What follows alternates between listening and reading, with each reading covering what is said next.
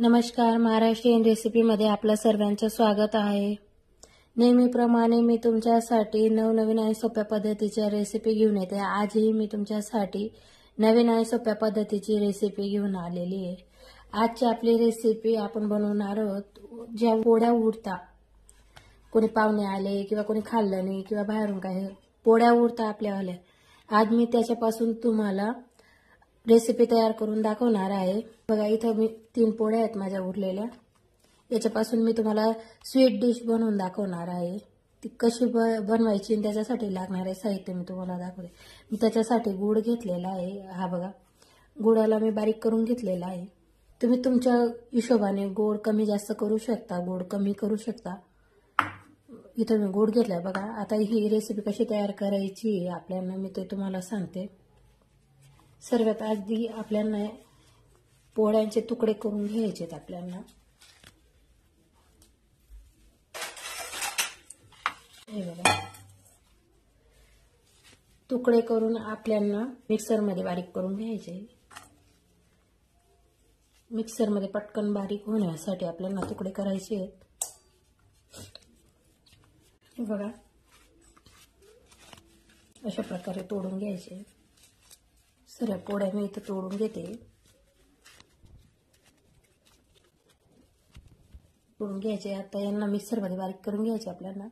आता यांना मिक्सर मध्ये आपण बारीक करून घेऊ।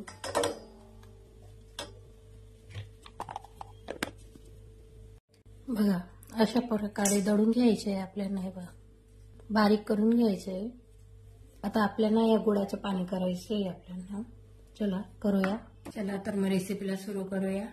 इथं मी एक कढाई घेतलेली आहे, त्याच्यात मी पाणी टाकते। आपल्याला गुळाचं पाणी करायचंय म्हणून मी इथं 1.5 ग्लास पाण्याचा वापर करते।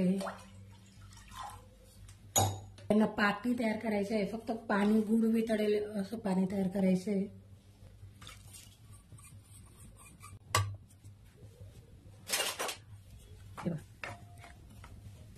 गॅसची फ्लेम मी हाय केलेली आहे। आता हा गुळ पूर्ण वितळू द्यायचा आहे आपल्याला। पाणी चांगलं तापवू द्यायचे। हे बघा, पटकन गुळ वितळतो।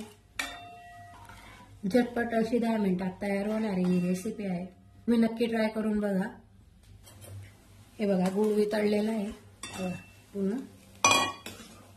हे बघा, पूर्णपणे गुळ वितळून गेलाय। आता गॅसची फ्लेम ऑफ करायची आपल्याला आणि हे पाणी गाळून घ्यायचे आपल्याला।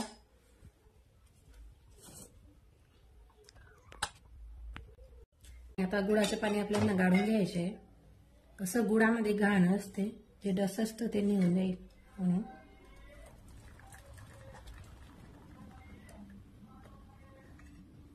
हे बघा, किती घाण निघते म्हणून गुळ गाळून घ्यायचं आहे।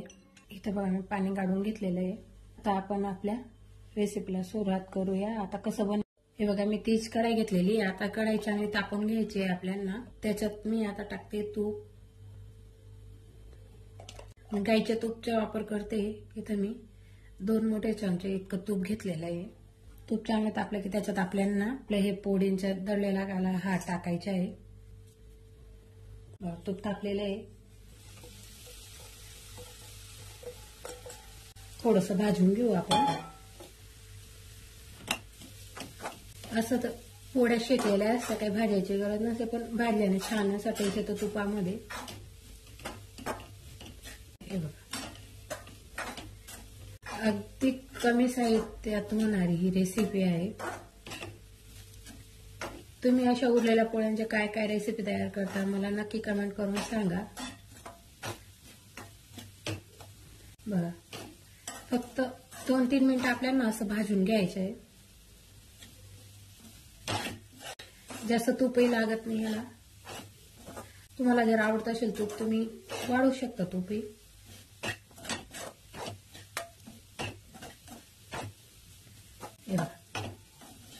थोडंसं असं भाजून घ्यायचं मस्त।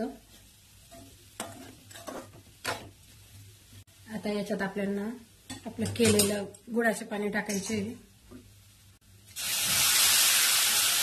थोडं थोडं करून पाणी टाकायचे।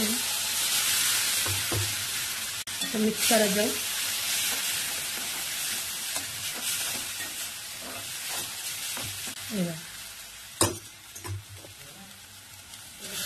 हे बघा असं थोडं थोडं करून पाणी टाकत जाऊन हलवत जाऊ आपण त्याला.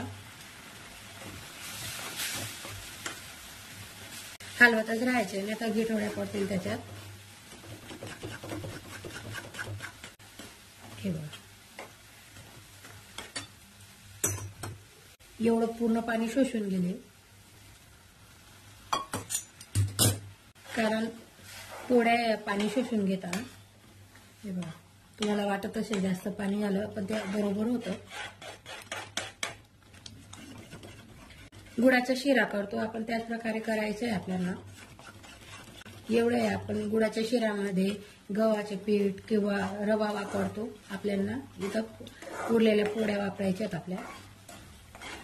हे बघा फ्लेम कमी करायची आता, नाही तर चटका लागेल, उडतं येते. हे बघा मस्तपैकी आपला तयार झालेला आहे. आता याच्यात आपले ड्रायफ्रुट्स टाकू आपण. तुम्हाला आवडत असतील तर ऑप्शनल आहे, आवडत असतील तर टाकायचे, नाही तर नाही.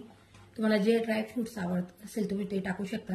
इथं मी काजू बदाम, कुटलेले काजू बदाम टाकते,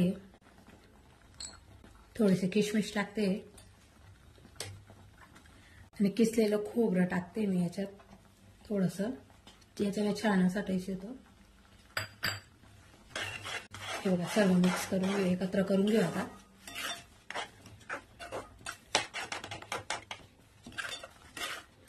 किती छान असा तयार झालेला आहे आपला शिरा.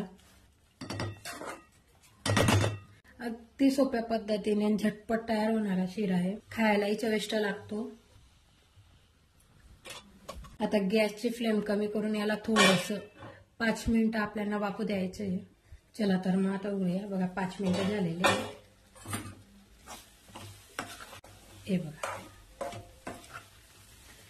अगदी कमी साहित्यात तयार होणारा आपला हा शिरा आहे. झटपट होतो. तयार आहे आपला शिरा. याच्यात थोडंसं अर्धा चमची मी तूप टाकते. मिक्स करून घेऊ आता मस्त. बघा गरम गरम आता शिरा आपल्याला सर्व करायला तयार आहे. आपला शिरा बघा तयार आहे. आपल्या गरम गरम उरलेल्या पोळींचा शिरा बघा किती छान असा दिसतो. बघा खायलाही तेवढाच चविष्ट असतो. तुम्ही एकदा माझी ही रेसिपी नक्की ट्राय करून बघा. तुम्ही जर माझ्या चॅनलवर नवीन असाल तर माझे चॅनल महाराष्ट्रीयन रेसिपीला नक्की लाईक करा, शेअर करा आणि सबस्क्राईब करा. आणि तुम्हाला माझ्या रेसिपी कशा वाटतात नक्की मला कमेंट करून सांगा. आणि ही रेसिपी तुम्ही ट्राय करून बघा कशी वाटते ती, आणि मला कमेंट करून सांगा की तुम्ही कशा प्रकारे बनवता असं. थँक्यू.